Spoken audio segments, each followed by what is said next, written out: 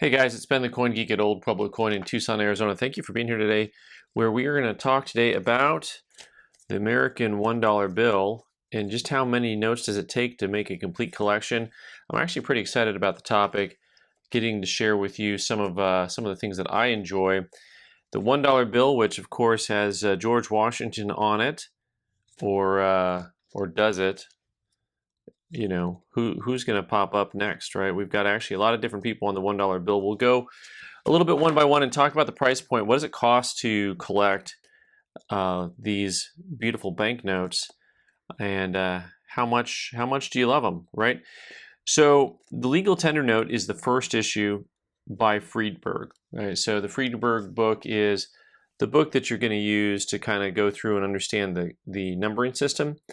So every U.S. banknote is designated by Friedberg number. So that's going to be like, this is Friedberg 36 on this guy. So in the Friedberg book, it's the 36th note pictured once you get into the beginning of the legal tender notes here.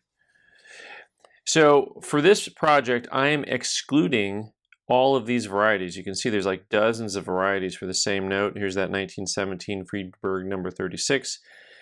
I'm also excluding anything with it, so a different date and different seal. But if you have a reverse or obverse, it's very different, like this. That'd be the back or the front of the note. They don't actually use reverse and obverse on notes. They use back and front. That'll be an individual note. So the first note is one that I don't have to show you, which is going to be the 1862, the greenback, the OG. And that's going to be probably in the $300 or $400 range for just an average low-grade note.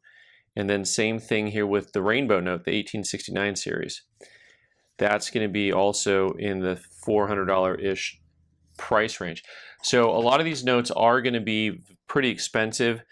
Entry-level banknotes are going to be in the $300 to $400 range for the notes that are tougher to get. So then after that, you get to the 1917 series banknote, and these guys you can pick up usually in the $50 to $100 range, a decent note, and you can get a high grade note for less than $300 or $400. This particular note here sells for about $135 in what I would call just like a basic lower VF, like a VF20 kind of grade. So next up, the 1923 series. This one's interesting because some people might not want to include it in the series because they say, hey, that looks just like this guy. And if you were used to seeing, this is the most common large-sized banknote you can find, the silver certificate. And you may say, well, Ben, you said I'm not going to account for seals and serial numbers being different colors and things like that. Well, the difference here is that these two notes are actually different series entirely, because the red seal note is a United States note or a legal tender note, and the blue note is a silver certificate. And so these are two different notes that every collector who puts together a $1 collection of $1 US banknotes large size will need both of them. This is a sneaky tough note. This particular note here, the Friedberg 40, I think is the actual number on that, usually going to be in the $200 or $300 range, whereas once you get into the silver certificates, this same note's the most affordable. These notes are oftentimes $50 to $100. This particular note, I think I have priced at $70 on a note that's also a pretty nice note. The silver certificates is where it gets, I think, kind of more iconic for the average collector. Going in reverse order of history, you've got the 23 series, and then you back it up into the 1899 series, which is the Black Eagle. These are notes that you can usually pick up for $100 to $200 on an average grade. And before that, you have the real tough notes, the educational notes. Now these guys, this particular note here is a pretty nice grade, but this is my favorite banknote that the U.S. has produced. This is probably about $1,000 note. There's Martha and George on the back. Iconic Liberty here, winged cherub in the corner. Beautiful, beautiful note. The educational series is amongst the most popular series of U.S. notes created. And before then, you actually have the first silver certificate large size note is the Martha Washington, 1886. Fun fact. Now on this particular note, I would tell you that you're going to need to get 2 notes. Why? Because they actually have 2 different reverses to this particular banknote. So on the Martha Washington, that's the one we have the reverse of. This is the other reverse, 1886 series with that reverse.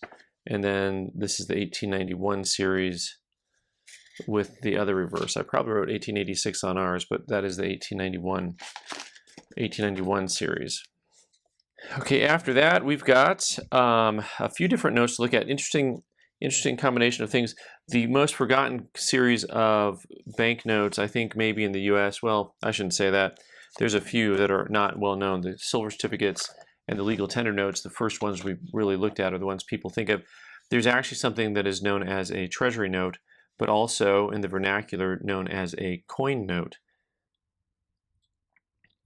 And these guys are very interesting. This actually does have 2 different types to it. So I think actually I'm going to get this up to the 13 different notes to collect. Let me see here. At 13, I got 2 different types of these. Now my counting is all wrong. The coin notes are interesting because they all have the star in the back, which looks like a star note, but that is not a star note. The stars are printed on all of them. So Treasury notes, United States of America, $1 in coin. Very interesting looking note. And this also had 2 different reverses to it. Take a gander at that real quick here in the old Friedberg book. They had an 1890 series and an 1891 series. Both the reverses of those notes actually look similar to their counterpart in the silver certificate, the Martha Washington note. So we've got the coin note, and then we're actually going to move on to the only Federal Reserve National Bank note that has the $1 denomination, and that's going to be the 1918 series. Now this, of course, if you're collecting all of them, you'd have one from each district plus all the different combinations of signatures and autographs. This one's from Boston. Once you got into the 19-teens, other than the $1 silver certificate, most of these other denominated styles of currency, so that Federal Reserve National Bank notes and whatnot, even though there was lots of denominated 5, 10, 20s, lots of other notes, the $1 bill almost stopped production outside of using just the silver certificates. The silver certificate was created for a long time, but on the national bank notes, you just have that 1918 series, and then you actually have the OG, the landing at Plymouth Rock on it. So the original national bank notes,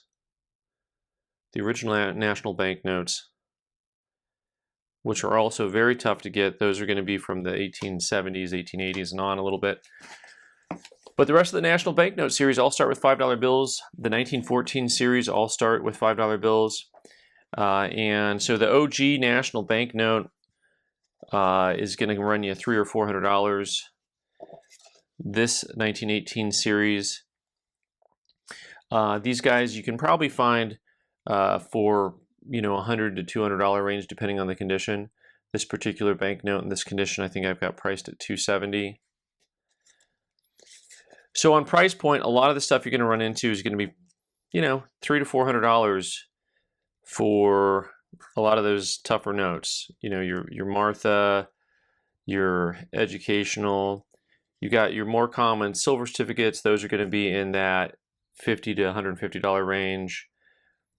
The red seal's expensive. The 1917 series, not so much. So I've got 13 different notes listed to put together a complete collection of large size notes based on my parameters. And I would tell you that it's going to cost you, several $1,000s over the course of time to put it together. But it is a fun and challenging series. You can always start with the most expensive banknotes if you wanted to, or you can start with the cheapest. But either way, you have an idea of what you're facing. It's an uphill battle sometimes of just finding the banknotes. But if you're not as picky about condition, if you don't mind a note that has a lot of heavy wear to it, maybe a hole in it and some stains, you can actually find some decent deals on eBay sometimes for the tougher ones. And I would always be willing to settle for an example of something in low grade if I'm trying to put together a collection of any type, just to have one. All right, guys, thanks so much for being here. I'm Ben the Coin Geek. You can subscribe by clicking on the owl button in the corner and watch more videos on the right side of the screen. Thanks.